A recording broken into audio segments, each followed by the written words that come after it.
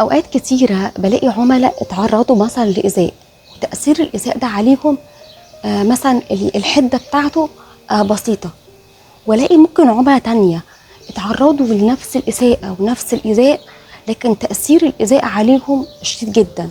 في الصدمات في مستويات من شده الايذاء، يعني ايذاء بسيط تاثيره عليا بسيط، وفي اساءه شديد، وفي اساءه حاد. في تاثير الصدمات وشدتها مستويات. طيب ايه اللي بيخلي ان ممكن نفس الايذاء يتعرض لشخص تاثيره عليه بسيط، وفي تاثير نفس ممكن الايذاء يتعرض له شخص تاني تاثيره عليه شديد جدا او حاد؟ ايه اللي بيحدد شده المستوى الصدمه عليا؟ اوقات كتيره حاجات كتيره بتحدد، منها اول حاجه السريه، ان انا قضيت عمري كله وانا سريه رهيب جدا، فانا حياتي اتبنت على الايذاء ده. صورتي عن نفسي انا طول حياتي وانا بنمو، الايذاء هو اللي بيشكل في حياتي وفي نموي.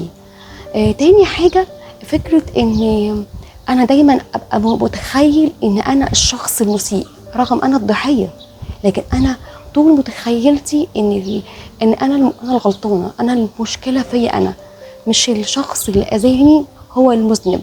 انا دايما حاسه انا بالذنب. الحاجات برضو اللي بتحدد شده الصدمه عليا هي فكره ان انا سرعه ان انا قلت الاذى اللي اتعرضت له او الصدمه اللي انا اتعرضت لها. فكره افشاء السر كمان بسرعه، يعني انا ما احتفظتش بيها. انا سرعه ان انا من خلال اول ما تعرضت للايذاء خلال اليوم 3 ايام اكون طلعت وقلت اللي انا اتاذيت، انا اتعرضت للايذاء، انا تعرضت لتحرش، انا كده. فسرعه ان انا قلت دي بتكون بتاثر على شده الايذاء عليا قد ايه. انا رد الفعل اللي قدامي كان ازاي؟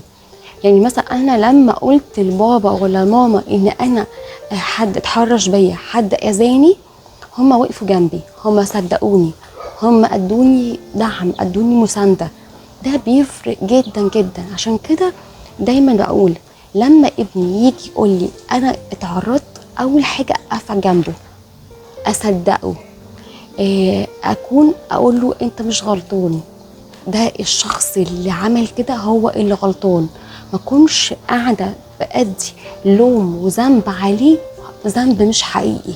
الغلط غلط الشخص اللي يكون بيتعرض لك، مش انت لابسه ايه، او انت عشان جبان، او انت خواف، او انت ضعيف اقعد ارمي عليه حاجات كتير جدا. لا، الشخص اللي اذى هو اللي غلطان.